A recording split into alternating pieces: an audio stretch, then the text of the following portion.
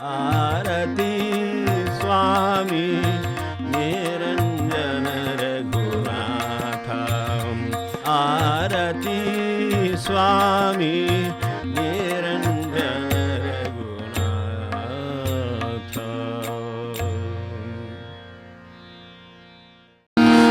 दुःखाला ओळखुनी घेऊन जे येत वेश सौख्याचा, दुःखाला ओळखुनी घेऊन जे येत वेश सौख्याचा, गुंतवुनी संसारी मनुजाला करीत घास काळाचा, गुंतवुनी संसारी मनुजाला करीत घास काळाचा.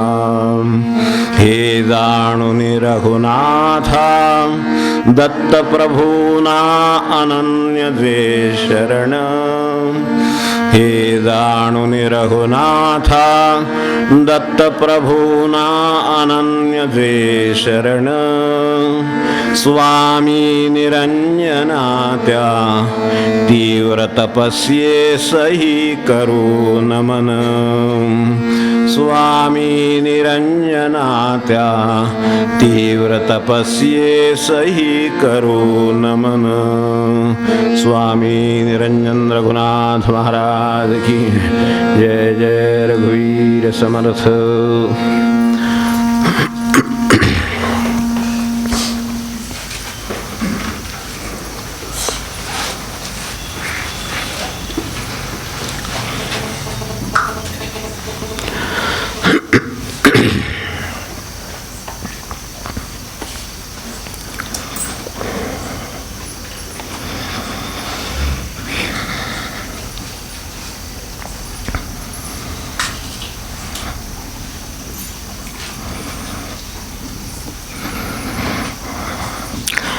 गेल्या वेळेला भोपाळीचा जो आपण विचार केलेला आहे तो आपल्या डोळ्यासमोर असेल अशी मी आशा करतो. आपल्याला जाग करण्याची वेळ त्यांना का आली असेल किंवा त्यांना काय वाटत असेल याविषयी काही कारणं आपण पाहिली, आपली परिस्थिती पाहिली. आता हे जे काम संत करतात, संतांच्या कार्याची सामाजिक फलश्रुती वगैरे वगैरे अनेक मंडळी अभ्यास करीत असतात. अवश्य करा, चांगली गोष्ट आहे. प्रत्येक गोष्टीच्या फलश्रुतीची कल्पना हवीच. पण मी वैयक्तिकपणे असं म्हणेन की ती चर्चा तशी न संपणारी आहे. 3 महत्त्वाच्या गोष्टीत त्याचं सार येऊन जातं. संतांनी हे काय केलेलं आहे. एक, आपण जे पाहत आहोत ते की संतांनी लोकांना खरं जागं केलं. पहिली गोष्ट, जागं करणं ह्याचं गेल्या वेळेला काही अर्थ आपण पाहिले. जागं होणं, जागं करणं असे अर्थ पाहिले. संतांनी लोकांना खरं जागं केलेलं आहे. एक गोष्ट आपल्याला आठवत असेल, म्हणजे हे फक्त स्मरणासाठी महाराजांचं आपल्या डोळ्यासमोर चटकन येईल म्हणून ते ठेवतो की कोणत्याही प्रवचनकाराला मध्ये एखादं अडचण उत्पन्न करेल अशी शंका विचारायची आणि निरुत्तर करायचा असा ज्यांचा दिनक्रम होता, ते जेव्हा आपल्याला कल्पना आहे की मंडलेश्वरला तिकडे गेले होते त्या भागातल्या दौऱ्याच्या वेळेला, त्यावेळेला तात्यासाहेब तर तेव्हा तिथेही महाराजांना त्यांनी ते नामाचं महत्त्व वगैरे सगळं सांगत असताना मध्येच अडवलं होतं. हे सगळं नामाबिमाचं राहू द्या, देशाला स्वातंत्र्य कधी मिळेल ते सांगा. बरोबर आहे, त्या काळातले तो गंभीर प्रश्न आहे. ही गोष्ट खरी आहे. मिळून काय झालं हा वेगळा प्रश्न आहे. आता तो अनुभवायला आपली पिढी आहे पुढे.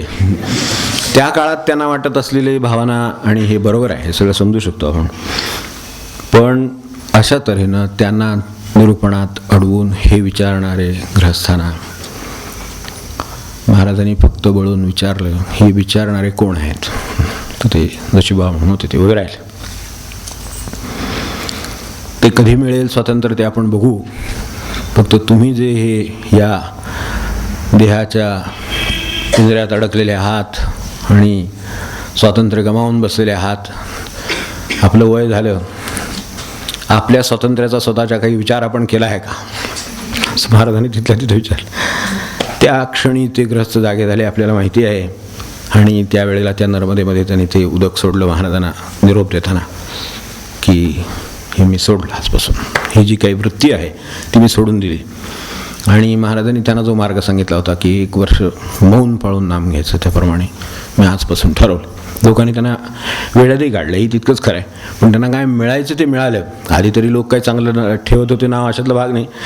आधी लोक काय म्हणायचं तेच म्हणत होते त्यांच्या मागे, की बरं लावून देतात एकमेकांचं, आपल्याला गंमत बघायला मिळते, एवढीच भावना होती. याच्यापेक्षा काही फार मोठं होतं असं नाही. पण तरीसुद्धा हे असे येतात, लोक जातात, असं काही कोण लगेच मौन पाळतं का वगैरे असं तसं नंतर झाली चर्चा. त्यांचं जे ठरलं होतं ते ठरलेलं होतं. त्याप्रमाणे 1 वर्षाने त्यांनी त्यांना महाराजांना पत्र लिहून कळवलं की खरं समाधान म्हणजे काय ते मला कळलेलं आहे. आणि याच्यापुढे मला या कुठल्या गोष्टीत जायची इच्छा तर नाहीच आहे. प्रपंच करीन, जे काय आहे ते करीन, नाम घेईन आणि मौन पाळीन बस. तर ह्याची सांगता करणं आवश्यक आहे की मी तसंच पुढे चालू ठेवायचं आहे बस. एवढ्यावरच ते आले 1 वर्ष. जागं करणं म्हणजे काय त्यांच्यावरनं आठवण झाली म्हणून आपल्याला परिचित असलेली गोष्ट सांगितली. दुसरं, संतांनी जागं करून माणसाला खऱ्या कामाची ओळख दिलेली आहे. ही त्यांच्या कामाची फलश्रुती, की खरं काम काय आहे. कामं आहेत, कामं खूप आहेत आपल्याला, उठल्यापासून तोंड धुतल्यापासून सगळा प्रपंच करेपर्यंत अगदी कामं खूप आहेत. पण खरं काम काय आहे याची ओळख दिलेली आहे.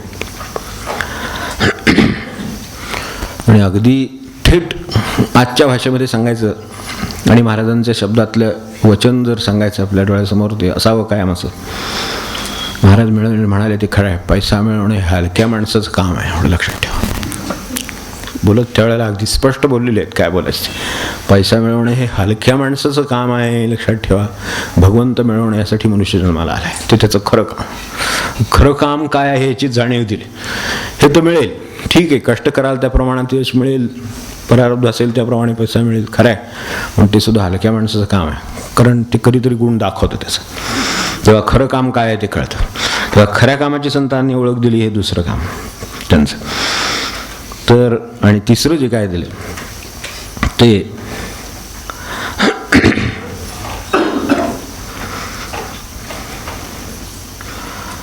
आणि हे आत्ता मी बोललो ना, ही गोष्ट खरी आहे की पैसा पैसा पैसा करून ज्यांनी सत्ता करून ज्या महासत्ता झाल्या, त्यांची शेवटी कर्जबाजारीपणात आता अवस्था आहे. एक तर ते तरी होईल, नाहीतर महाराज म्हणाले जास्त मिळवाल तर शेवटी पैसा तुम्हाला पुरून उरेल. खूप काळाने लक्षात येतं त्यांना काय म्हणायचं होतं ते खरोखरच तसं होतं असं आपल्याला इकडे तिकडे पाहिलं म्हणजे कळेल. काही मोठ्या ठिकाणी पाहावं, छोट्या ठिकाणी नाही कळायचं. तो पूर्ण उरतो. आणि तिसरं काय काम दिलं असेल करून संतांनी, जे सार येऊन जातं संतांच्या कार्याचं, हे त्याचं जाग देणं बोललो, तसं हे खरं काम काय आहे हे सांगितलं. आणि तिसरं, त्यांनी हे स्वतः खरं काम अनेकांकडून करून घेतलं आणि करून घेतात. असंही ते देहात हयात आहेत का नाही हा फार गौण मुद्दा आहे आपल्या दृष्टीनं. आजही ते करून घेतात. काय संत हा शब्द सामाजिक फलश्रुती वगैरे ठीक आहे चर्चेला, पण तो सर्रास आणि स्वस्त झाल्यामुळं साधं सुद्धा नाही, एकदम काय ते जगात सगळं संत काय विश्वसंत काय काय म्हणतात बरंच तर तसं असतं एकदम सगळं मोठं. खरं काम हे आहे. तर ते ज्यांनी केलेलं आहे ते कोण लोक? संत, जे स्वतः मेलेले असतात, साध्या भाषेत गेलेले असतात ते संत, खऱ्या अर्थाने गेलेले, मानापमानाला गेलेले, मीपणाला गेलेले, सगळ्याला त्या अर्थाने गेलेले. त्यांची काही वैशिष्ट्य आहेत, 5-6 वैशिष्ट्य आहेत, ती असतील तिथं ते आहे. दुसरं ज्यांना मारता येत नाही, जे गेलेले आहेत, ज्यांना मारता येत नाही, संतांना आपल्याला मारता येत नाही.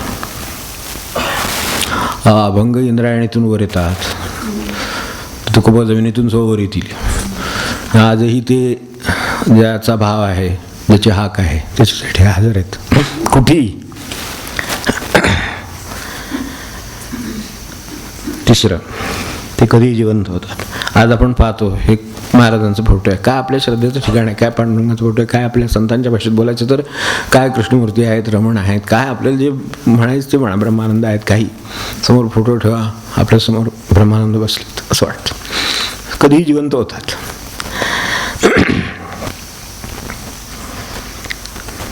आणि चौथं म्हणजे जे इच्छुक आहे, ज्याला तळमळ लागली आहे, त्याला तेही मरायची विद्या शिकवतात, जी त्यांना येते, ज्यात ते पारंगत आहेत, ती विद्या ते शिकवतात.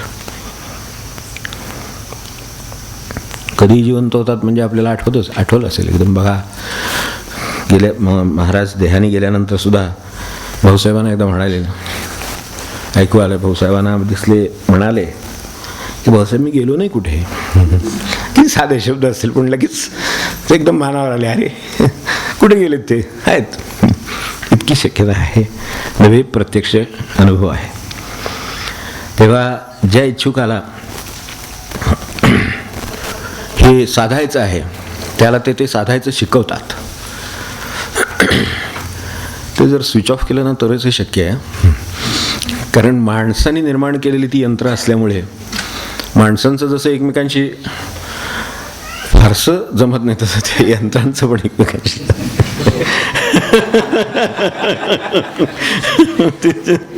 व्यवस्थ असतात ना, त्या क्रॉस होतात, ते आवाज येतात ते त्याचे असतात. तेव्हा त्या इच्छुकाला ते कसं मारावं हे शिकवतात, या अर्थाने की तो मृत्यू नाही, ज्याला आपण गडबडतो घाबरतो का, तसंच नव्हे.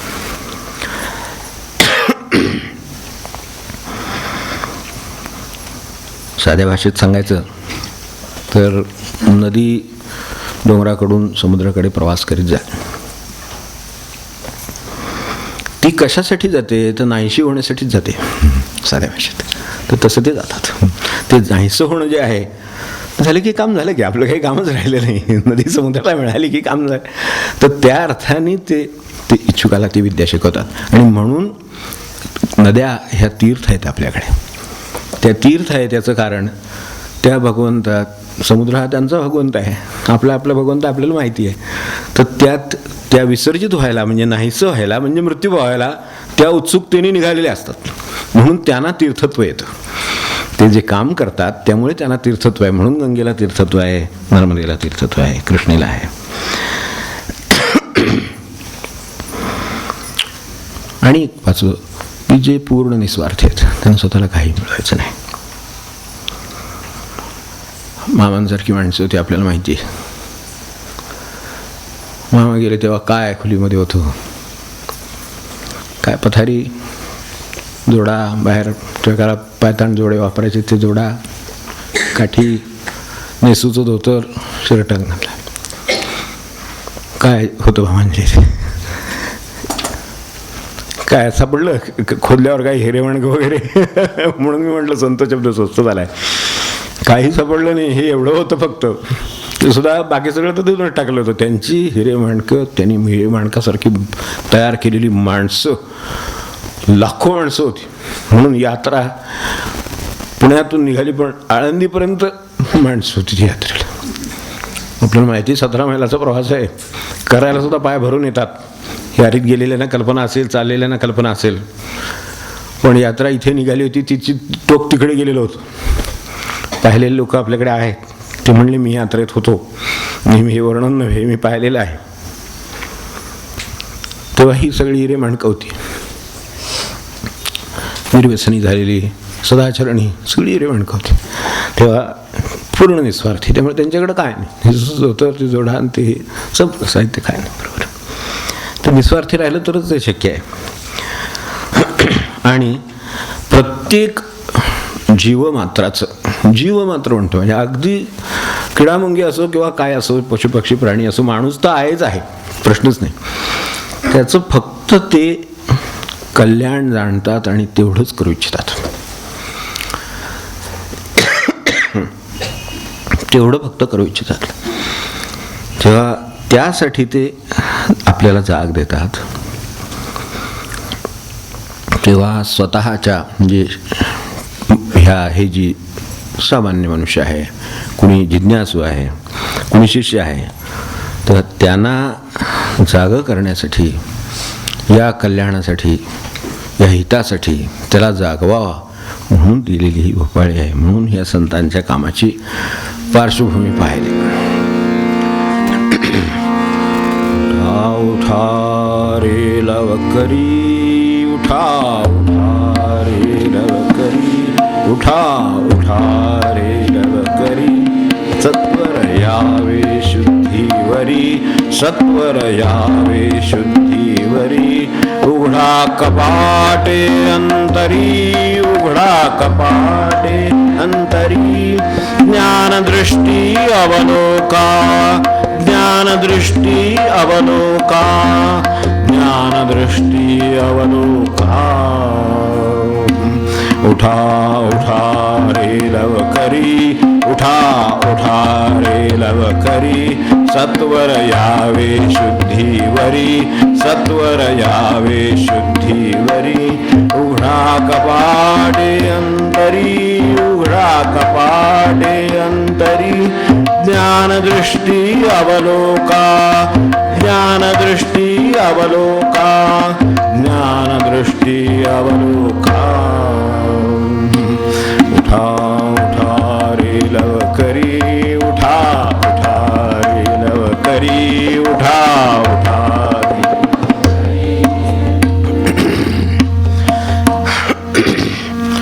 उठा उठा का लवकरी काय आहे? जागवणं आपणही जाणतो. स्वतःच्या स्वार्थासाठी जागवणं वेगळं आणि कल्याणासाठी जागवणं वेगळं. मूलभूत फरक लक्षात असावा म्हणून तिथून सुरुवात केली. यात फार फरक आहे. स्वतःच्या स्वार्थासाठी जागा होणं आणि स्वतःच्या कल्याणासाठी जागा होणं यात फार फरक आहे. होतं काय की शब्दामुळे, संख्यांमुळे मनुष्य भुलतो, सत्य लक्षात येत नाही, दृष्टीआड होतं, आपल्या समजतच नाही सत्य काय आहे ते. हे शब्दाने संख्येने मोठा घोळ झालेला आहे. शब्दाचं सांगतो, महाजनो येन गतस्स पंथाः. बरोबर, एक सुभाषित आहे की महाजन ज्या मार्गाने गेले त्या मार्गाने जावं, तो खरा मार्ग. ठीक आहे, दे वडील आचरिते त्या नामधर्म ठेवी, ते आपल्याला माहिती. जे थोडी मोठी माणसं आचरण करतात त्यालाच धर्म म्हणून पुढे नाव मिळतं, अशा भाषेत ज्ञानेश्वर महाराजांनी सांगितलं. तेव्हा त्या नामधर्म ठेवीते महाजन येणं गतस्स पंथाः. बरोबर आहे. आतले महाजन म्हणजे ह्यातले खूप लोक की थोर लोक? आजच्या काळाने हा प्रश्न निर्माण केला. आपण आता लोकशाहीवाले आहोत ना, त्यामुळं खूप लोक गेले की तो मार्ग थोर समजायचा, की थोर लोक गेले की तो मार्ग थोर समजायचा, योग्य समजायचा. येन गतस्स पंथाः. बरोबर. इथे आहे यदेता आचर्यते श्रेष्ठ सत्तद्देवे तरुजनाः. त्यातले थोर किंवा श्रेष्ठ हे संख्येनं की त्यांच्या अंतरंगानं. थोर अंतरंगाने होतात. लोकशाही अनेक शाहींचे, प्रत्येक शाहीचे. आम्ही पूर्वी नागरिक शास्त्राचे विद्यार्थी होतो. खूप वर्ष मला ते होतं. आमचं ते स्पेशली होतं. त्याचा एवढाच उपयोग झाला की प्रत्येक शाहीत गुणदोष असतात एवढं कळलं. अभ्यासाचा उपयोग एवढा झाला. राजेशाहीचे गुणदोष पाहिले, लोकशाहीचे तर अनुभवतोच आहोत. ते इथं तर आपल्याला डोकीच मोजायची फक्त. काय म्हणतात ती पडताळणी सध्या, डोकी मोजायची, संख्या पाहायची. डोक्यात डोकावायचं नाही. फक्त काय करा हे थोर जे ते काय कशाने हा प्रश्न आहे. खरं सांगायचं तर ही लोकशाहीमधली एक तडजोड आहे. प्रत्येक शाहीमध्ये तशी तडजोड आहेच, पण तरीसुद्धा आत्ता ज्यातून आपण जातो त्याचा विचार करावाच लागतो, कारण त्याचा परिणाम आपल्या वातावरणाचा परिणाम जसा माणसाचे विचार करण्यावर होत असतो, त्याचे सगळे निर्णय तसे होत जात असतात. तसंही आहे की ह्यात ही तडजोड आहे हे आपल्या लक्षात असलं पाहिजे. खरं तोर पण टोपीत आहे, फेट्यात आहे की पगडीत आहे? गुरुदेवांची पगडी घालून कुठे गुरुदेव होत आहे तुम्हाला सांगा? नाही होत आहे. तेवढ्यावरती नाही आहे ते त्यांच्या मस्तकात जे आहे त्याच्यातलं कसं आणणार. त्यामुळे ही तडजोड आपण लक्षात ठेवावं. माणूस आतून अंतरंगातून कसा मोठा होईल, थोर होईल, तो श्रेष्ठ, तो जो होईल तो श्रेष्ठ. पण आकडेवारीने संख्येनं बोलायला होतं. TRP जास्तीत जास्त लोक जे पाहतात ते आपण पाहिलेच पाहिजे. जास्तीत जास्त लोक जे करतात मग ते जास्ती जणांनी बाया कापल्या, आपण कापायच्या. त्यांनी पॅन्ट अर्ध्या कापल्या, आपण अर्ध्या करायच्या. संख्येचा घोटाळा आहे म्हणून हे सगळा जीवनावर परिणाम करत होतो, म्हणून त्याचा संबंध आहे, बाकी काही नाही. बऱ्याच लोकांनी टॅटू काढले, आपण पण काढायचे. मग धुवून घ्यायला वेळ खर्च पडतो, ते सोडा. बरेच लोक फेसबुकवर आहेत, आपण पण फेसबुकवर. का काय माहिती नाही, बरेच लोक आहेत. काय वाटतं? छान वाटतं. फेस काळे होईपर्यंत बुक अभ्यासत नाहीत, पण फेसबुक अभ्यासतात. आणि नंतर तो वेळ गेला हे लक्षात येतं आपला वया.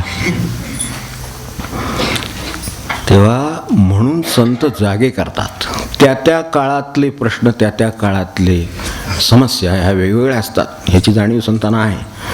म्हणून त्या त्या भाषेमध्ये ते जागे करतात.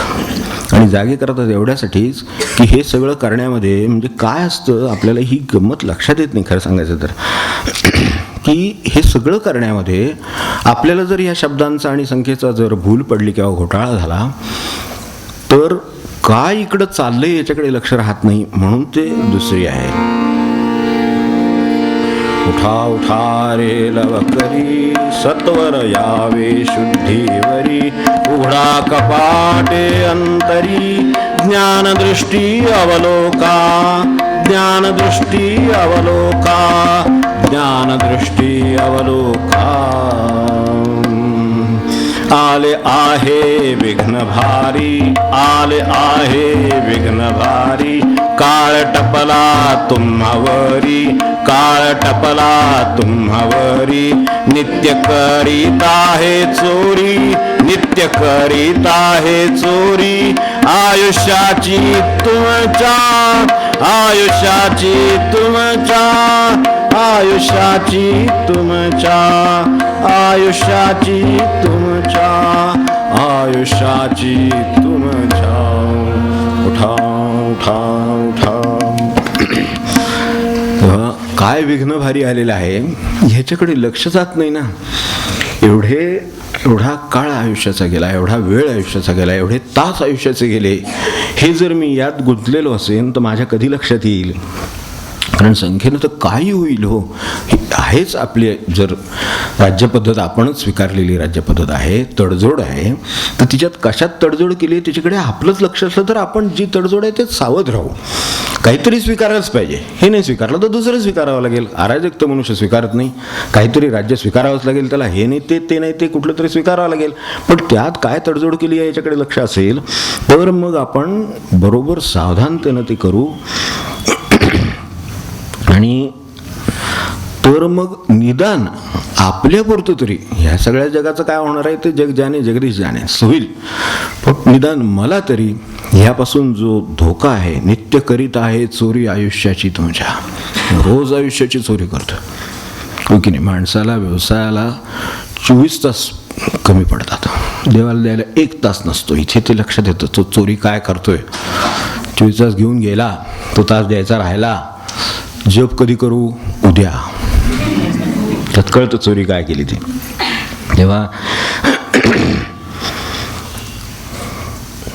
बहुमतानं कायदा पास व्हायचा. ह्या बहुमतानं काही ठरेल याच्यातलं. हे हे संख्येचं प्रकरण मगाशी सांगितलं ना, ते तसं आहे की ते संख्येनं काही ठरेल, याच्यातलं काय ठरेल काही सांगता येत नाही.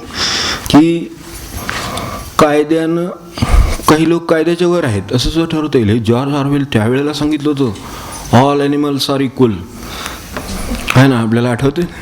But some animals are more equal than others. त्यांनी ॲनिमल फार्म लिहिली कादंबरी, आपल्याला माहिती असेल की त्यांनी लिहिली आहे ती ॲनिमल फार्म लिहिली. पण ती कशी लागू आहे ते आपल्याला 100 वर्ष झाली तरी आता कळते की कारण त्याला ते परवडलं नाही. सर्व समान आहेत असं त्यांनीच लिहिलं, कायद्यासमोर सर्व समान आहेत असा बोर्ड लावला सर्व प्राण्यांनी एकत्र येऊन. प्राण्यांची कादंबरी आहे ती, प्राण्यांच्यावरती. हिसाबच्या कथा आहेत तसं, कारण सर्व समान आहेत कायद्यासमोर, तसं सर्व प्राणी समान आहेत असा मोठा बोर्ड लावला होता. तर मग गुरगुर झाली ना, कारण काही गुरगुरणारे प्राणी, काही ओरडणारे प्राणी. आपल्याला माहितीच की प्राण्यांच्यात आहेत ना, आपलं सोडा, आपल्याबद्दल बोलत नाही. त्यामुळे दुसऱ्या दिवशी खाली फक्त दुरुस्ती लिहिली होती टीप की सर्व प्राणी समान आहेत, फक्त काही प्राणी जास्त समान आहेत. आता म्हणजे काय ते, हे कायद्याचं काम असं असतं. तेव्हा ते सुद्धा विधेयक होईल, कातडी बचावेल पण मृत्यू टळणार नाही. एक लक्षात ठेवा की हे करून काय करता येईल तर कातडी बचावता येईल पण मृत्यू टळत नाही. त्यात सुद्धा पुन्हा फरक लक्षात घ्यावा लागतो. आत्महत्या आहे, समाधी आहे, मृत्यू आहे, मुक्ती आहे, सगळ्याचे रंग सारखेच दिसतात, छटासारख्याच वाटतात. सावध करायचं काम चाललंय, दुसरं काय नाही की ते काय करतात आणि काय विघ्न आलंय. बेंटेक्सही तसंच दिसतं, पाणी दिलेली वस्तूही तशीच दिसते, सोन्याची, सोनंही तसंच दिसतं. ज्ञानदृष्टी अवलोका, काहीतरी अजून वेगळ्या दृष्टिकोनाची गरज आहे, अधिक दृष्टी येण्याची गरज आहे. सामान्य माणसाला सगळं हे सारखंच दिसतं, जसं बेंटेक्स सारखं दिसतं, पाणी दिलेल्यासारखं दिसतं, खरं सोनं ते तर दिसतंच. तर हे सगळंच सोनं वाटतं सामान्य माणसाला. माणसंही तशी दिसतात, सगळी सारखीच वाटतात. जसा अनुभवी जर त्यातला असेल, एक समजा सोनाराचं काम आहे तर त्याचं ते काम आहे, तो बरोबर हातात घेतलं की सांगतो काय आहे ते. तसं संतांना माणूस हातात घेतला की सांगतात काय आहे ते. मग महाराज म्हणायचे ना, मनात माणसाचा वासनादेह मला दिसतो, म्हणजे इथपर्यंत म्हणायचं, त्याच्या मागं काय उभा आहे ते अंतरंगत सोडा, वासनादेह दिसतो म्हणायचं. तेव्हा ही आकृती सारखी असली तरी माणसांची, जसं ते बेंटेक्सचं सारखं आहे सगळं ते, तसं माणसांचं सुद्धा हे सगळं स्वरूप सारखंच आहे दिसतं, ते रूप सारखंच आहे. पण ते काय आहे स्वरूप, ते ज्या वेळेला कसावर लागतं, ते ज्या वेळेला मुशीतून निघतं त्यावेळेला फरक कळतो. जेव्हा माणसं सारखीच वाटतात पण व्यवहाराच्या मुशीतून निघाली, मनाविरुद्ध गोष्टीतून निघाली, परिस्थितीतून निघाली, प्रसंगाच्या मुशीतून निघाली, संबंधांच्या कसावर लागली, म्हणजे मग खरं मोठेपण, लहानपण, काय जे दिखाऊपण, काय जे असेल ते, तर त्यावेळेला जसं ते काळं पडतं बेंटेक्स, पाणी दिलेलं उघडून जातं, तर ते जसं दिसतं तसं हे दिसतं. मग स्वार्थ, लोभ, मतलब हा सगळा त्या मुशीतून निघाला की, प्रसंगातून निघाला की, प्रसंगाची मूस असली पाहिजे, त्याच्यातून निघालं की दिसतं, मग ते कळतं. तेव्हा आणि कदाचित असंही असेल की निस्पृह असेल, कुणी क्षमाशील असेल किंवा खरं प्रेमळ असेल, तर तोही मुशीतून निघेल त्यावेळेला खऱ्या सोन्यासारखं झळाळून निघेल. आणखीन खरं सोनं मुशीत टाकलं की आणखीन झळकतं, आधी जेवढं झळकेल त्याच्यापेक्षा जास्त झळकेल. म्हणून संत जागे करतात की शब्दांना भुलू नका, रूपाला भुलू नका, बाकीच्या बाह्य गोष्टींना भुलू नका. डोलवलं म्हणजे प्रवचनकार मोठा नाही, तो आधीच पाकिट घेऊन गेला असतो बिचारा, नंतर सरबराईची आणि कौतुकाची अपेक्षा असते. तेव्हा असल्या संख्येला भुलू नका. जाता जाता लक्षात घ्यावं, आपण इतक्या जाहिराती पाहत असाल, तो लोकांना भुलवण्याचा एक प्रकार आहे, आपल्याला भुलवण्याचा एक प्रकार आहे. जाता महारा होतो, महारा अक्षरशः, म्हणजे पूर्वी सिनेमात जाहिरात असायची, आता जयरातेच सिनेमा असा महाराज. तेच ते साबण, तोच ते पावडर, तेच काय मीठ सुद्धा काय नाही, असं नाही कशाची काही काय. मग म्हणजे क्रम कसा असतो की ते सारखा मारा झाल्यामुळे मनुष्य दुकानात गेला की लगेच ते मागतो. कारण ते इतक्या वेळा ऐकलेलं असतं, इतक्या वेळा ऐकलं असतं, ते आहे का विचारतो पहिल्यांदा. त्याकडे नसलं तर दुकानदार म्हणतो आणून ठेवलेलं बरं, म्हणजे कारण लागणार आहे. पण त्याचं काय शेवटी व्यवसाय, त्याला त्याचं काम करायचं आहे, त्यामुळे तो ते मागतो. आता तो ते मागितल्यामुळे त्याची मागणी वाढली, खप वाढला की इकडे जाहिरात अशी आली की भारतातले 80% लोक हे वापरतात. तुम्ही नाही वापरत म्हणजे ही गाडी, ही काय जे असेल ते, असं पण काय असेल ते. याच्यात परिणाम कोण पाहतो? ज्ञानदृष्टी यायला ह्या सगळ्या गोष्टी लागतात. म्हणून मी पहिलं हे सांगतो, कारण एका बाजूला काळ घेऊन जातोय सगळं. परिणाम कोण पाहतो, गरज कोण पाहतो, पर्याय कोण पाहतो? मला सांगा, जी वस्तू आहे जिचा आपल्यावर मारा चालला आहे, जे 80% लोक घेतात, ठीक आहे घेत असतील, पण मी तिचा परिणाम पाहिला आहे, मी तिची गरज पाहिली आहे, मी त्याच्याऐवजी पर्याय पाहिला आहे. असं किती लोकांनी पाहिले? त्यांनी ती वस्तू खरी घेतली. हां, मग घ्या. तर ते खरंच असेल तर ते आवश्यक असेल तर ते घ्यावंच लागेल. पण हे पाहिलं गेलं तर, म्हणजे ही दृष्टी आली तर. म्हणून फरक ओळखा. काय भलला शिवरली या रंगा. किती वर्ष होऊन गेली त्यांना हे सांगून, शेकडो वर्ष झाली तरी माणसाला पुन्हा तेच वाटतं. म्हणजे काय माया असेल ह्याची कल्पना येत नाही की इतकी वर्ष ते संत सांगतायत वेगवेगळे, तरी ते पुन्हा त्यांना सांगावं लागतं, परत जागा करावं लागतं, उठा परत सांगावं लागतं. तेव्हा स्वामी जे आपल्याला जागा करतात म्हटलं, त्यातला फरक ओळखा की स्वार्थासाठी जागा नको, कल्याणासाठी जागा व्हा. स्वार्थासाठी जागे सगळे होतातच. काळ झडप घालील आणि अकल्याण करून जाईल तुमचं. कल्याणाची संधी ठेवणार नाही. कृष्णमूर्ती म्हणायचे, आपल्याला आठवत असेल, today is the last day. आजचा दिवस शेवटचा आहे समजून जगा. आजचा दिवस मला सांगा, शेवटचा दिवस आजचा म्हणून जर जगायचं ठरवलं तर सगळं परिमाण बदलून जातं. लोभ नको, स्वार्थ नको, तेही नको, काय नको. मी शांत राहतो, तुम्ही शांत राहा. वाटलं तर तुम्हाला शांत राहायला मी मदत करतो. तुम्हाला काय हवं आहे हे घ्या, तो द्यायला तयार होतो. का तर आजचा शेवटचा दिवस माझ्या दृष्टीनं. तर असं जर तो त्याचा शेवटचा दिवस, कृष्णमूर्तींचे फार अगदी पॉइंटेड आणि अगदी सोपं आहे की आजचा दिवस शेवटचा आहे असं समजून जाऊ. की एकदम परिमाण बदललं. सावधान करण्यासाठी आपल्याला एकच सूत्र दिलं फक्त, की आजचा शेवटचा. ते पुढचं खूप विचार करत बसलेले लोक ते वेगळ्या पद्धतीने जगतात. तेव्हा जागे राहा म्हणण्याचं काम सगळे संत करता येतं. स्वामींनी तेच केलं. तर ते हे आहे, कृष्णमूर्तीने अशा भाषेत सांगितलं, त्यांनी त्या भाषेत सांगितलं. कल्याणासाठी सावध राहा आणि सत्वर यावे शुद्धीवरी. तर नुसतं जागं व्हा असं नाही, म्हणजे उठा लवकरी उठा. तिथे सुद्धा पुन्हा लवकरच आहे.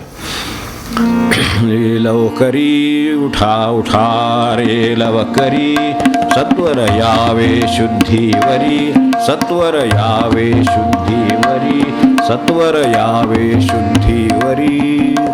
सत्वर ते सुद्धा शुद्धीवरी यावंच, पण तेही सत्वर लवकर या. कारण मगाशी सांगितलं तसं काळ आहे, मागे उभा आहे, किंबहुना बाजूला उभा आहे, खांद्यावर हात ठेवून उभा आहे. तर हात पडला खांद्यावर की झाला. तर इतका तर तो जवळ आहे, तर सावध राहण्याचं काम माझं आहे. तर शुद्धीवर येण्यात सुद्धा त्वरा करावी. नुसतं आता त्यांना जागा व्हायचं म्हणायचं नाही आहे. जागा व्हायचं ते कल्याणासाठी आहे. आणि कल्याणासाठी सुद्धा सत्वर, कल्याण सुद्धा सत्वर. जप सुद्धा उद्या नको, शरण सुद्धा उद्या जाईन नको. आजचा दिवस तेवढा माझ्या मनाप्रमाणे जाऊ दे आणि उद्यात मग शरण जाईन. शरण आजच जावा, कारण उद्या कदाचित तुम्ही शरण जायला असाल नसाल, कोणा ठाऊक काय जाणार आहे. जप करायला उद्या आहे की नाही ते कोणाला माहिती आहे. आज केलेला बरा. तेव्हा त्यात सुद्धा त्वरा. आता शुद्धीवर यायचं आहे मुळात. जसं जागा व्हायचं आहे तसं आपण तर शुद्धीवर आहोतच. त्वरा वगैरे नंतर बघू. पण आपण शुद्धीवर यावं असं त्यांचं म्हणणं आहे. आपण तर शुद्धीवर आहोत अशी आपली समजूतच आहे. कोण शुद्धीवर नाही आहे आपल्या दृष्टीनं? आपण सगळे एवढे शुद्धीवरच आहोत म्हणून तर चाललंय एवढा व्यवहार. क्षमा करा. काय स्वामी ज्या वेळेला म्हणतात, संत ज्या वेळेला म्हणतात की शुद्धीवर या, त्यावेळेला त्याचा निदान विचार करावा लागेल आपल्याला. मग अशी वेगवेगळ्या संदर्भात तो सांगितलेला आहे, पण त्याचा विचार करावा लागेल. तो शुद्धीवर येण्यासाठी विचार करावा लागेल तेव्हा आपण बेशुद्ध आहोत का शुद्धीवर आहोत ह्याचा विचार करावा लागेल, एवढं नक्की. स्वामी म्हणतायत कशाची तरी बेशुद्धी आपल्याला असेल. त्यांना जी म्हणायची आहे, जसं स्वार्थासाठी जाग आणि कल्याणासाठी जाग आहे, तशी इकडे बेशुद्धी आणि शुद्धीसुद्धा कशाच्या तरी संदर्भात असली पाहिजे आणि तिच्याकडे आपलं लक्ष गेलं नसलं पाहिजे, म्हणून हे सांगितलेलं आहे. आपल्या दृष्टीने मनुष्य आपण शुद्धीत आहोत म्हणजे कोणत्या अर्थाने आहोत? कारण बेशुद्धीत म्हणजे काय ते आपल्याला माहिती आहे अशी आपली समजूत आहे. बेशुद्धीत म्हणजे काय ते मला माहिती आहे. बेशुद्धीत म्हणजे काय तर ते आपले ते अनकॉन्शियस झाले वगैरे वगैरे काय काय ऐकत नाही का ते कुठेतरी ब्रेनचा अटॅक येतो, काहीतरी हार्टचा अटॅक येतो, अमकं होतं, बोलत नाहीत, हालचाल करीत नाहीत. तर आपण आता बोलतो आहोत, हालचाल करतो आहोत, तर ते आपण शुद्धीवर आहोत. कारण आपल्या दृष्टीनं बेशुद्धी म्हणजे अनकॉन्शियस झाला, हालचाल करीत नाही, बोलत नाही, तो बेशुद्ध, मेंदूत बिघाड झाला समजा आपल्या टेक्निकल भाषेत समजा. आणि दुसरे बेशुद्धीवाले आपल्याला माहीतच आहेत.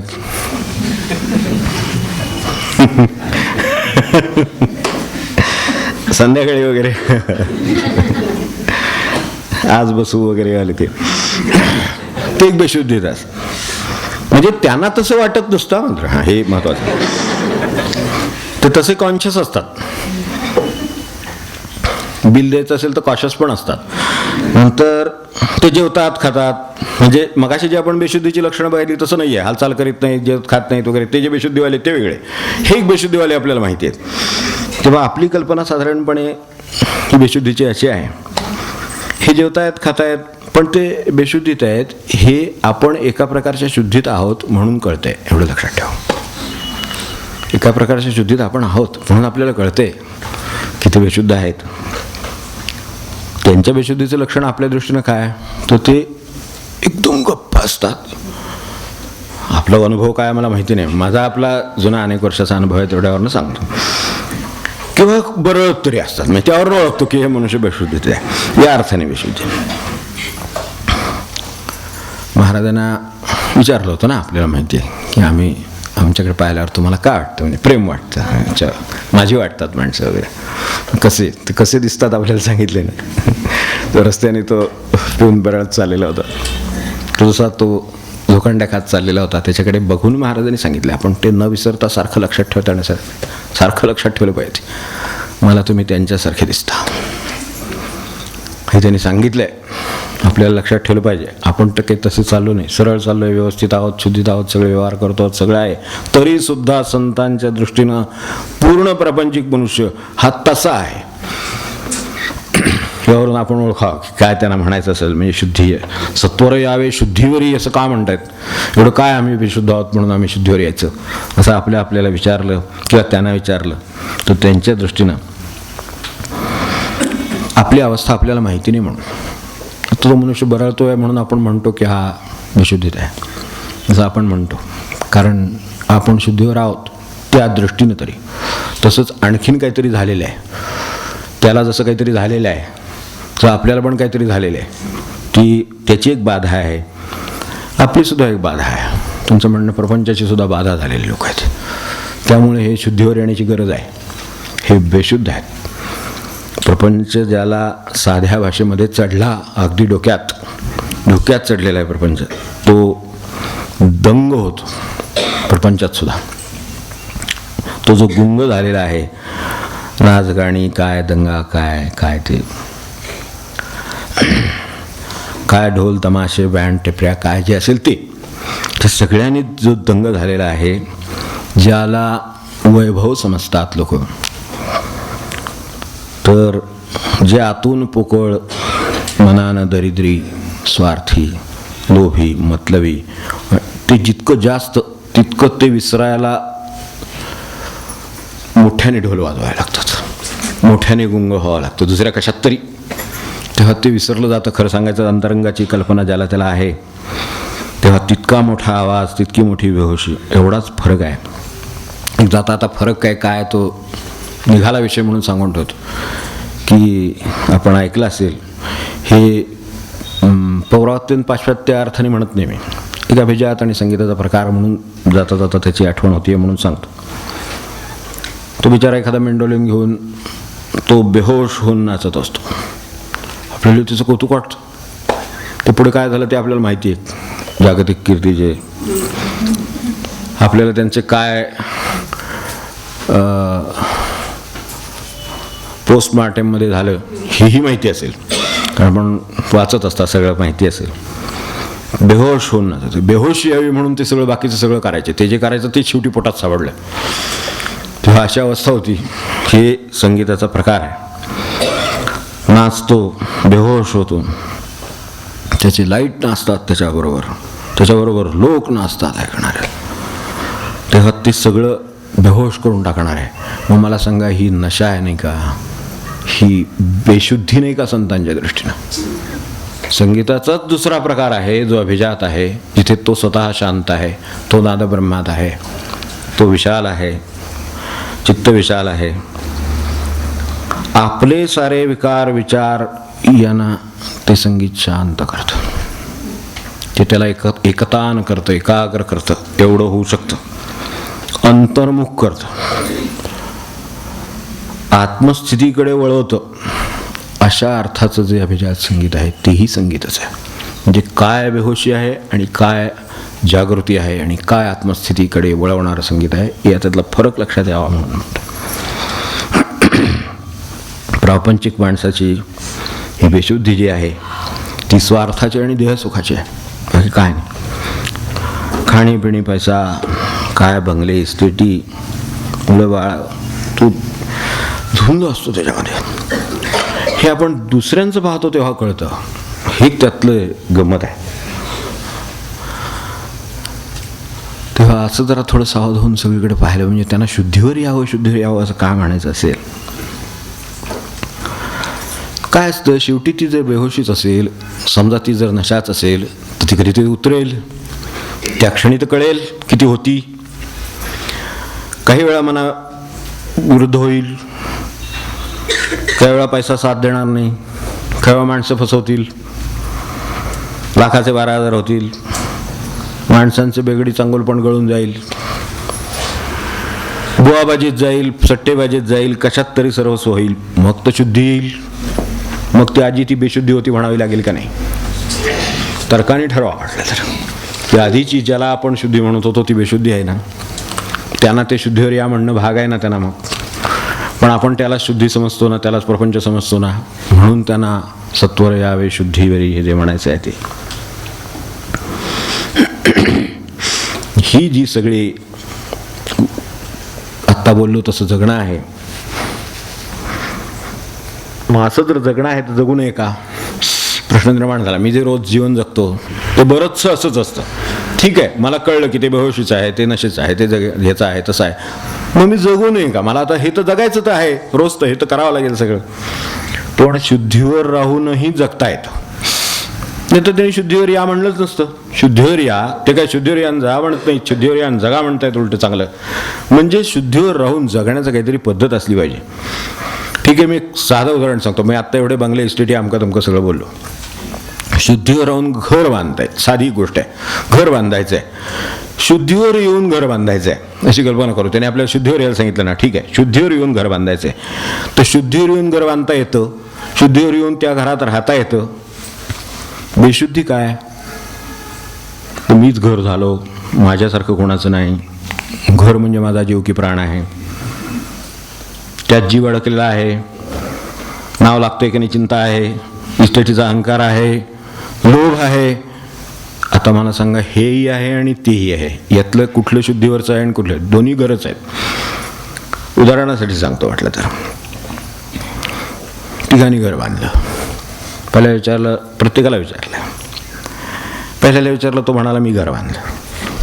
दुसऱ्याला विचारलं, तो म्हणला आम्ही घर बांधलं. तिसऱ्याला विचारलं, तो म्हणला देवाच्या कृपेने घर झालं. बस आपल्याला कळलं शुद्धी काय आणि बेशुद्धी काय. पहिल्याही घरातच राहणार आहे, दुसराही घरातच राहणार आहे, तिसऱ्याही घरातच राहणार आहे. तिघांनी घराचं कर्तव्य केलेलं आहे, प्रापंचिक आहे, गोष्ट पुरी केलेली आहे. पहिल्यानं मी घर बांधलं, तो त्यांच्या दृष्टीनं बेशुद्धीवाला, अनकॉन्शियस. बांधावं आपण, बघा घर बांधायचं आहे स्वतःला, तर बघ काय वीट आणायची झाली, सिमेंट आणायचं झालं, तो जमीन जर नाही मुळात तिथपासून सगळं भगवंताचं आहे. खरं सांगायचं तर आम्ही नावं लावली सोडा, पण अगदी बाहेरून आणले, वीट तिथून निर्माण करून आणतो थोडीच पैसे देऊन आणले बरोबर, पण शेवटी ती कोणीतरी निर्माण केली, ती आली. ती कशा क्वालिटीची आहे ते पुन्हा प्रश्न आहे, म्हणजे इतरांचा प्रश्न त्यात आहेच.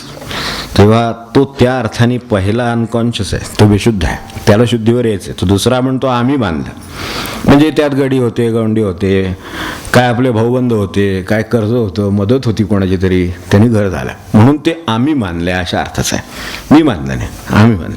हे आपल्याकडे नाही का सेमी कॉन्शियस, डोळे उघडले वगैरे, पापड्या हल्ल्या वगैरे आपण नाही का म्हणते. बघायला गेला का तुम्ही? हो गेलो होतो त्या दिवशी, काही नव्हतो, पाय हलवला, यावेळेला डोळे उघडले वगैरे, एक शब्द बोलले वगैरे जे म्हणतात सेमी सेमी कॉन्शियस, आम्ही जर बांधलं म्हणतात. प्रपंच करता येत नाही का शुद्धीवर राहून? आपण वाप होत आहे त्याच्यासाठी हे चाललंय, तो शुद्धीवर राहून करता येतो अशा तऱ्हेनं शुद्धीवर तरी आहे, अर्धशुद्धी आहे, सेमी कॉन्शियस. आणि तिसरे शुद्धीवर आहेत. देवाच्या कृपेने घर झालं, म्हणलं नव्हे, झालं. तेव्हा ते कॉन्शियस आहेत. अजूनही या तिघांनाही परत अजून खऱ्या शुद्धीवर यायचंच आहे. अजूनही याच्या पलीकडे काहीतरी आहेच त्यांना म्हणायचं. तर आता हे खरं काय आहे कसं कळेल मला सांगा? मनुष्य खरा कधी कळतो? तुम्ही आम्ही तर आपण समोर पाहतो एकमेकांना, कळतोच आहोत. नावाने ओळखत असू काय, संबंधाने ओळखत असू काय, पोस्टने ओळखत असेल, कोण कोणाला जाता येता ओळखत असेल, काय असेल ते असेल, ओळखतोच. पण खरा कधी ओळखतो? त्याचं अंतरंग कळतं तेव्हा खरा ओळखतो. कितपत स्वार्थी आहे, कितपत मतलबी आहे, कितपत काय कामसू आहे, काय आहे, काय असेल ते असेल त्याचं, काय उद्योगी असेल, काय काय जे असेल ते, विद्वान असेल, अमका असेल, काय ते सगळं काय आहे, आतून जे काय आहे ते सगळं अंतरंगात आहे. आणि इथे जे आपल्याला सारखं स्वामींनी आपण जे सारखा तो उपाळीचा हे अभंग पाहतोय, उघडा कपाटे अंतरी, उघडा कपाटे अंतरी, उघडा कपाटे अंतरी, ज्ञानदृष्टी अवलोका, ज्ञानदृष्टी अवलोका, ज्ञानदृष्टी अवलोका. उठा उठा रे लवकरी, सत्वर यावे शुद्धीवरी, उठा उठा रे लवकरी. हे जे आहे ना, ही जी तीच उघडा कपाटे अंतरी. कपाट म्हणजे पूर्वीच्या काळात हा फार प्रचलित शब्द होता, आज आपल्याला थोडा कपाटापुरताच माहिती राहिला आहे खरं सांगायचं तर. काळाच्या ओघामध्ये काही अर्थ गळून जातात, त्यातले वापरात राहत नाहीत. ही कपाट पूर्वीच्या काळामध्ये गुहाना, गिरीकंदरांना कपाट म्हणत असत. तेव्हा हिंडता कपाटी ते आहे, तुकोबांचा अभंग आहे, तर हिंडता कपाटी राणी वनी वगैरे. तर ती जी आहे ती गिरीकंदर गुहा, म्हणजे खोल खोल कप्पा. पूर्वीच्या काळामध्ये सुद्धा वस्तू ठेवायच्या झाल्या, अशा काही गोष्टी ठेवायच्या झाल्या तर त्या कप्प्यामध्ये ठेवत असत, गुहामध्ये ठेवत असत. त्या अर्थाने ही कपाट आहेत. तेव्हा इथे जी त्यांनी आपल्याला म्हटली ती उघडा कपाटे अंतरी, किती लहान सण जाता जाता ते शब्द वापरलेले आहेत. पण आपल्या अंतरंगाचं मला सांगता येईल का? माझ्या अंतरंगाचं मला त्यांचं म्हणणं आहे उघडा कपाटे अंतरी. आपल्या अंतरंगातली हे ज्या गुहा आहेत, जे अंतरंगातले हेतू आहेत, वेत आहेत, विचार आहेत, संस्कार आहेत, काय भूमिका आहेत, काय आत काहीतरी आहे, खूप आहे, धारणा आहेत, मतं आहेत, खूप गोष्टी आत आहेत. ही सगळी जी आत ते उघडा पहा, तर ती उघडा कपाटे अंतरी. आणि ती सुद्धा नुसती न कपगो, ज्ञानदृष्टी अवलोका. आपलं साधं कपाट आहे ते सुद्धा दार उघडल्याशिवाय आपल्याला आतली वस्तू दिसत नाही. तर अंतरंगाचं कपाट म्हणजे अंतरंगाची गुहा, अंतरंगाचं दार उघडल्याशिवाय अंतरंगात आपल्याचं काय आहे ते दिसेल का माणसाला? आणि कधी तो पाहतो का? दिवसातनं आज अंतरंग पाहायला बसलो. खरं सांगायचं ना तर ध्यान म्हणजे हे, पण लोक ध्यान म्हणजे काय लावतील काय सांगता येत नाही. व त्यांच्याकडे बघितलं की आपण नमस्कार करावा, यापेक्षा काय नाही. ते हे ध्यान, माझं अंतरंग मला दिसलं. आत पाहिल्याशिवाय खरं कळत नाही. बाहेर तर त्याचं स्वरूप काही असू शकेल. म्हणून उघडा कपाटे अंतरी. मनुष्य केव्हा ओळखेल? जेव्हा अंतरंग पाहाल तेव्हा ओळखेल. तो खरा ओळखायचा असेल तर अंतरंग ओळखायला लागेल. मग मला ओळखायचं असेल स्वतःला तर मला माझं अंतरंग बघावं लागेल. काय अंतरंगामध्ये माझा हेतू आहे, काय हेतू आहे अंतरंगामध्ये, तो माझा मलाच माहिती असेल. म्हणजे माझ्या दृष्टीनं माझं अंतरंगातलं कपाट उघडणं माझ्या दृष्टीनं खरं सोपं आहे. कारण मी आज चटकन जाऊ शकतो आणि पाहू शकतो की माझ्या अंतरंगात काय आहे, काय आहे, भीती आहे, काळजी आहे, काय आहे नक्की अंतरंगात, काय परिस्थिती आहे, काय उद्योग आहे, काय काय जे असेल ते सगळं माझं मला कळतं. तर त्यासाठी ते पहा. म्हणून त्यांनी सांगितलं उघडा कपाटे अंतरी आणि मग ज्ञानदृष्टी अवलोका. मी म्हणतो आपलं पाहायला अवघड जातं ना, निदान दुसऱ्याकडे पाहिलं तर निदान ते कळतं की अरे ह्याचा हेतू हा नाही. आपल्याकडे म्हणत नाही का नारळ मुलगी द्यावं नसती, काय काळजी करू नका तुम्ही. तर नारळ मुलगी म्हणजे काय ते नंतर, ते नारळ नंतर केवढा आहे ते कळतं नंतर. नारळ मुलगी द्या म्हणतात, काय सांगायचं. बर ते प्रपंचाचं झालं. परमार्थाचं आपल्याला असं वाटतं का ते पण इतकं सोपं आहे म्हणून? असं नसतं. परमार्थात सुद्धा आमचं घर म्हणजे महाराजांचं घर आहे. काय माणसं एक धडाधड सगळं बोलत होतं. बाहेरच्या याच्यावर काही जाऊ नये. बघा आपलं घर भगवंताचं आहे, आपलं घर विठ्ठलाचं आहे, अमकं तुमकं काही नव्हे. माझ्या घरातला चमचा गेला तर मला झोप लागत नाही. शोधाची पाळी येते. इथं होता, इथं होता, इथं होता. 3 वेळा जाऊन त्या कट्ट्याच्या पासून सगळीकडे खेपा घालून मनुष्य घर महाराजांचं आहे ना, गेला कोणाचा? महाराजांचा गेला ना चमचा. गेला, ठीक आहे, बघूया. महाराजांची इच्छा असेल तर येईल परत जाग्यावर. पडला असेल तर देईल कोणीतरी उचलून. आपल्या वस्तू कुठेतरी टाकून द्याव्या आणि जाव्या असं माझं म्हणणं नाही. तर तुम्ही म्हणाल हे आम्हाला काहीतरी वेगळं शिकवतात. ते तसलं काही नाही आहे. तुमचं घर महाराजांचं आहे ना, मग चमच्याला जीव खालीवर होऊ द्या. काय माझं नाव राहिलं तर जीव खालीवर होऊ द्या एक वेळ. घर महाराजांचं आहे तर त्याच्याबद्दल म्हणजे म्हणून म्हटलं वरच्यावर नाही कळत असं. तेव्हा उघडा कपाट अंतरी या अर्थाने आपण आत पहा. म्हणजे आपण जे भाषा आहे, बोलणं आहे, वर्तन आहे, सगळ्याचं शेवटी मूळ कुठे खरं कळायचं असेल तर तिथं आहे. उघडा कपाटे अंतरी, उघडा कपाटे अंतरी, उघडा कपाटे अंतरी, ज्ञानदृष्टी अवलोका, ज्ञानदृष्टी अवलोका, ज्ञानदृष्टी अवलोका. ते सुद्धा नुसतं बघू नका, अवलोका. त्याच्यातलं त्याला प्रत्यय आहे. अवलोकन करणं, पाहणं, दिसणं. काय आहे? डोळे उघडले की दिसतं. पण मनुष्य बघतोच असं नाही. बघायला एक हेतू असतो. डोळे उघडले की फोटो दिसला, पण त्याला महाराज दिसतीलच असं नाही. महाराज बघायचे असले तर महाराज दिसतील, नाहीतर डोळे उघडले की दिसतोच की सगळ्या. आपल्या डोळे रस्त्यानं जाताना माणसं दिसत नाहीत, झाडं दिसत नाहीत. पण माझं लक्ष नव्हतं म्हणतो. म्हणजे काय? ते अजून काहीतरी लागतं, हेतू लागतो त्याच्यामध्ये काहीतरी, तेव्हा त्यानंतर ते निर्माण होतं. म्हणून अवलोका, अवलोकन याचा अर्थ हेतुपूर्वक ते पाहणं. मला उघडा कपाटे अंतरी हे आहे, बरोबर आहे, मला अंतरंग बघायचे, पण ते हेतुपूर्वक बघायचं. काहीतरी हेतू आहे माझा. काय व्हावं ते त्यांनी जे सांगितलेलं आहे ते व्हावं, की मी खऱ्या अर्थाने शुद्धीवर यावं आणि खऱ्या अर्थाने चांगलं जीवन जगावं, यासाठी मी माझं अंतरंगाचं कपाट उघडलं किंवा त्या कप्पे उघडले आणि त्यात मी आता पाहतो आहे. तेव्हा ते अवलोकन करणं म्हणजे शिकण्यासाठी पाहणं आहे, लक्षपूर्वक पाहणं आहे, निरीक्षण करणं आहे, ऑब्झर्वेशन. नुसतं to see is all right, to look is all right, पण ऑब्झर्वेशन ते जे आहे ते बघायचं आहे. त्याच्यात काहीतरी नोटीस इज समथिंग, काहीतरी त्याला कळतं, ते कळण्यासाठी पाहणं आहे. म्हणून ज्ञानदृष्टी अवलोका. तर तसं व्हावं म्हणून हे सगळं चाललं आहे. तर स्वामी जे ज्या वेळेला आपण डोळे उघडले आणि समोर ज्ञानेश्वरी ठेवली, तर डोळे उघडल्यावर ज्ञानेश्वरी दिसेलच की. ती दिसली, पण ज्ञानेश्वरी बघितलीच असेल असं नाही. कारण डोळे उघडले त्यावेळेला टेबलावर ज्ञानेश्वरी असेल आणि चित्रलेखाही असेल. आता डोळे उघडल्यावर काय बघेल हे सांगता येत नाही, काय दिसेल हे सांगता येतं. कारण 2च वस्तू ठेवल्यात समोर.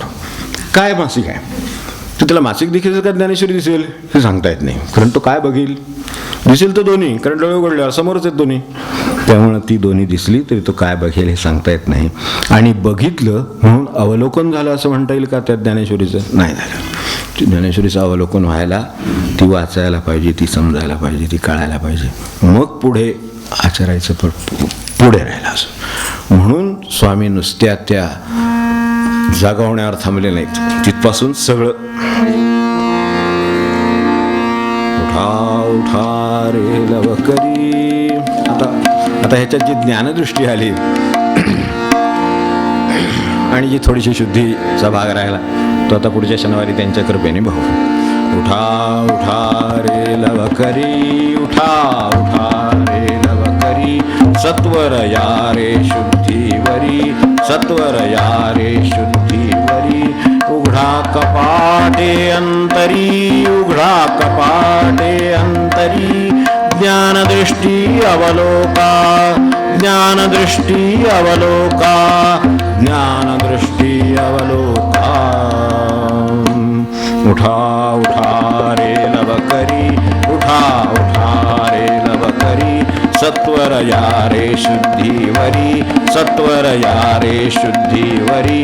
उघडा कपाटे अंतरी, उघडा कपाटे अंतरी, ज्ञानदृष्टी अवलोका, ज्ञानदृष्टी अवलोका, ज्ञानदृष्टी अवलोका. उठा उठा रे लवकरी, उठा उठा रे लवकरी, उठा उठा रे लवकरी. तोपर्यंत नाम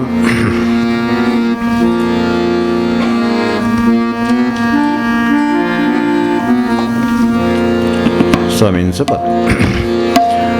मनुजा राम सदा वदवे, मनुजा राम सदा वदरे, मनुजा राम सदा वदरे.